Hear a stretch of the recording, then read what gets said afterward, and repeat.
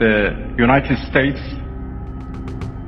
showed that they have no respect to United Nations Charter, they have no respect to international law, they have no respect to any international law regarding, managing the world and facing challenges of the world. There is no red line that they have not crossed.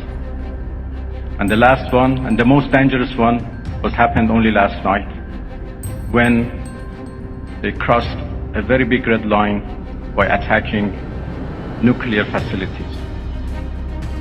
I don't know how much room is left for diplomacy.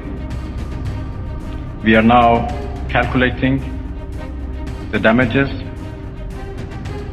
And as I said, the damages are not only for our nuclear facilities, the damages are for the United Nations Charter.